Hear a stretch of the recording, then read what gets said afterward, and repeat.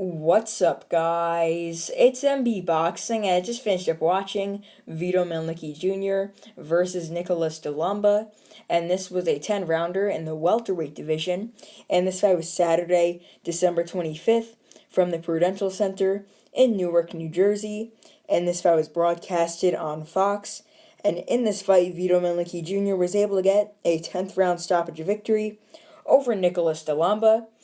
And leading up to the stoppage, I had this bout scored 88-83 in favor of Vito Mielnicki Jr. So, just to break down the fight and just some notable rounds and what happened. First of all, in round number 3, Vito Mielnicki Jr. was able to hurt Nicholas DeLomba a bit, landing a nice right hand followed by more combinations on the rope, sort of buckling DeLomba. And then, sort of after the first 3 rounds, which were very good rounds for Mielnicki Jr., where he won all 3 of them clear, he started to just box off the back foot.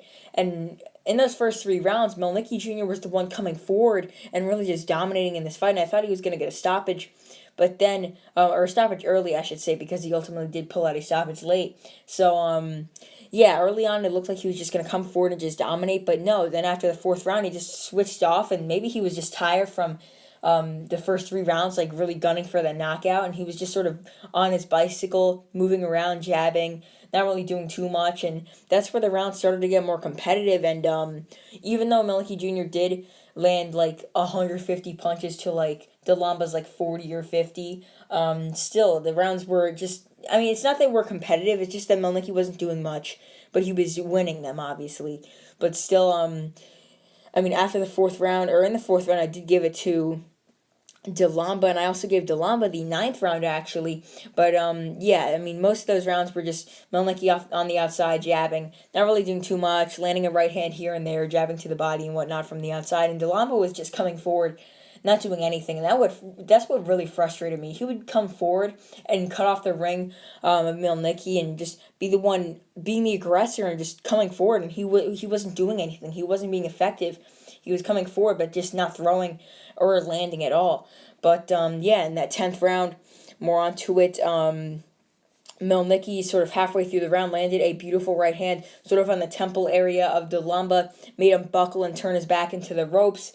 Then Mielnicki started to go in on the attack, throwing punches. Then they got into the clinch. Referee obviously broke them up. Then Mielnicki went in again, throwing combinations. But then referee pulled Mielnicki off. DeLomba waved it off, and it was because the corner of DeLomba did call it off and asked for the referee to stop it. So, yeah, I can't really judge this stoppage considering it is the corner. Obviously the corner knows their man the best. So, but, it really didn't look like DeLomba was taking that much punishment, if I'm going to be honest. And it was like, there was like 50 seconds left in the 10th round, and he was actually doing decent in that 10th round until he did get hit with that one right hand. But still, he actually wasn't getting that punished in this fight, if I'm going to be 100% honest. But who am I to judge? I don't really know DeLomba too well, obviously. So, with that being said, what is next for Vito Mielnicki Jr.?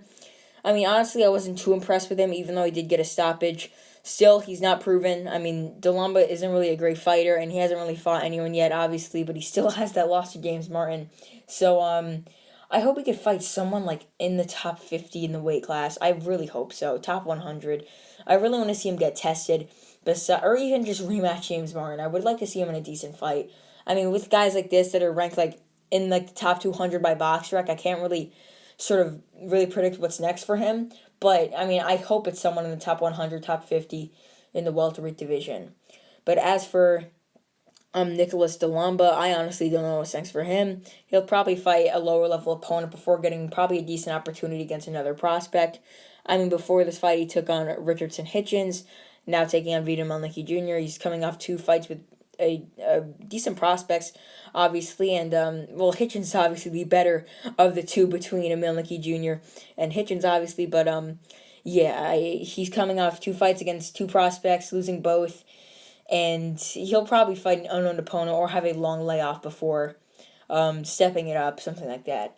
So overall, Vito Mielnicki Jr. defeats Nicholas DeLomba, getting a 10th round knockout victory to get his 10th win and his 7th knockout.